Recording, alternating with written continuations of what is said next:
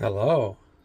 Well, today I want to talk about mold in your RV and humidity and things like that, and what we do to try to control or minimize that situation.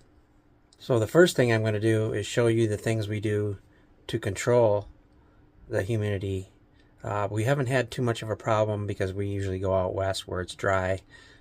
We haven't been in a high humidity situation as of yet, but we are just preparing for the time when we are. First of all, if you're in a high heat area or humid area, a lot of times you'll be just running your air conditioner. That's pretty much enough to keep the humidity down inside the RV.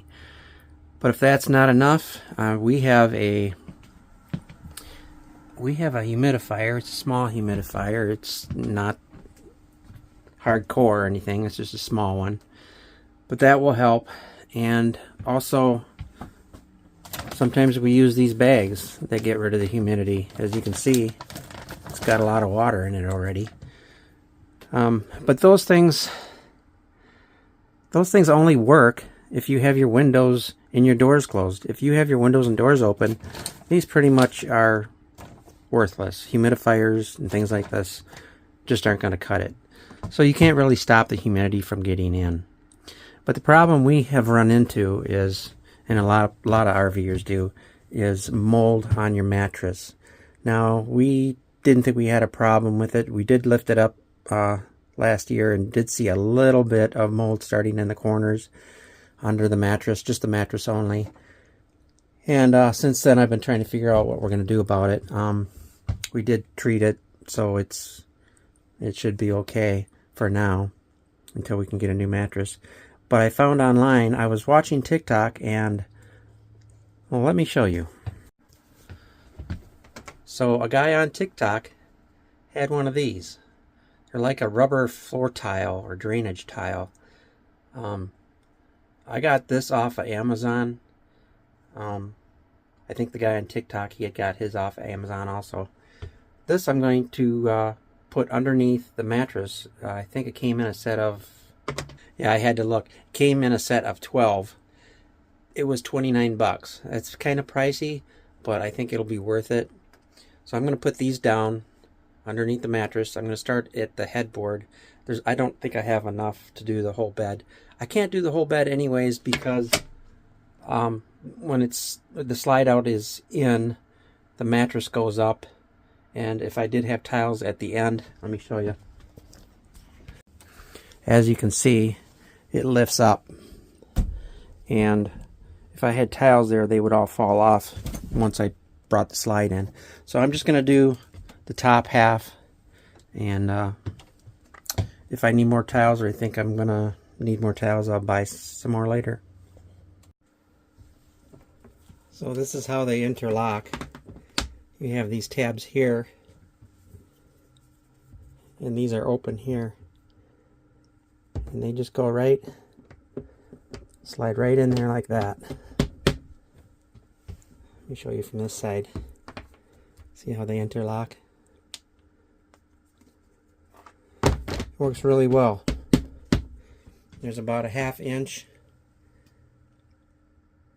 and then the bed will have a little room there to breathe.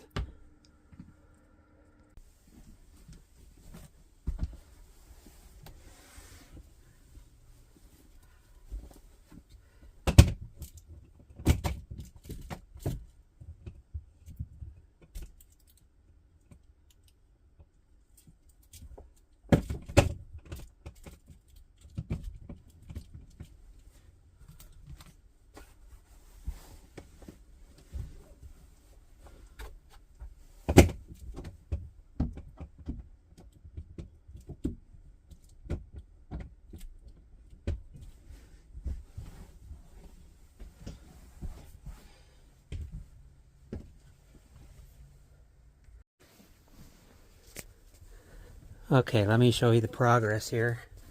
This is what it looks like. I've got 10 of them down so far, 5 across. So I got 2 left.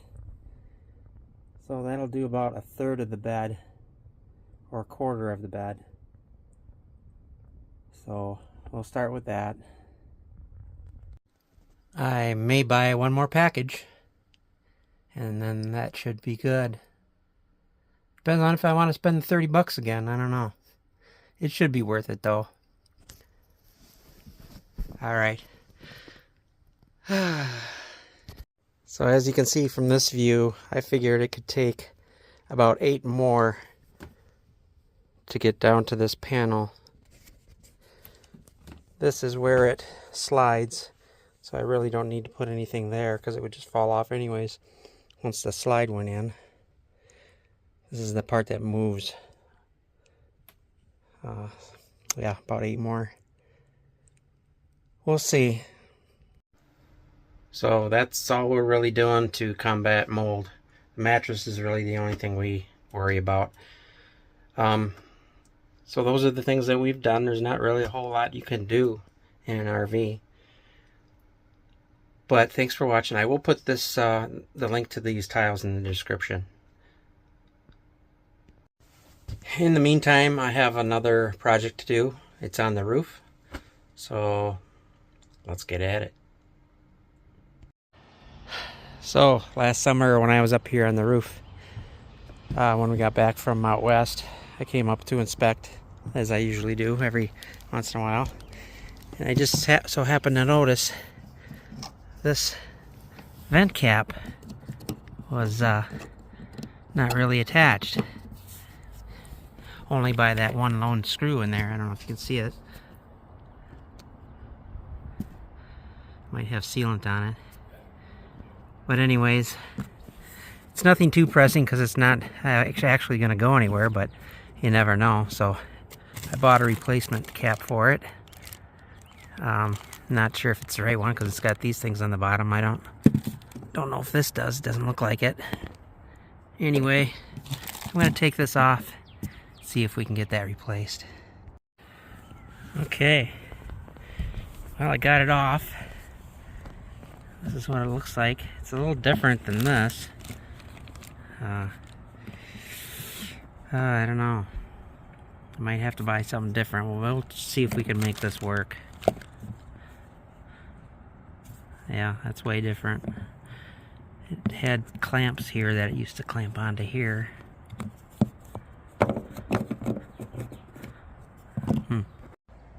Let's see if we can make this work.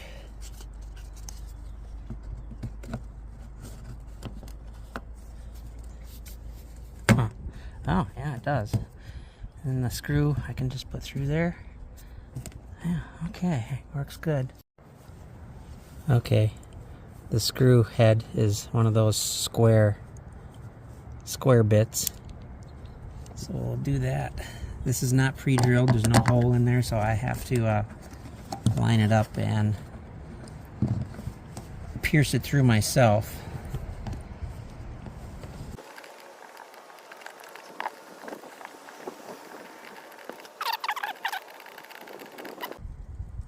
That is secure. I may seal it next time I'm up here with some sealant. There is some things I need to do. And I'll just, there's some bubbling going on in a couple places that has started. The first one I noticed was over here last year. You're not supposed to pop them, but it seems like it's already popped. There's one here, so I may end up redoing this whole thing. In fact, I may put a cover on this, because the other ones all have covers. I don't know why this one didn't have a cover. This is the bathroom one. I'd like to have a cover there so I can leave that open when I need to. Alright, project number 2 done.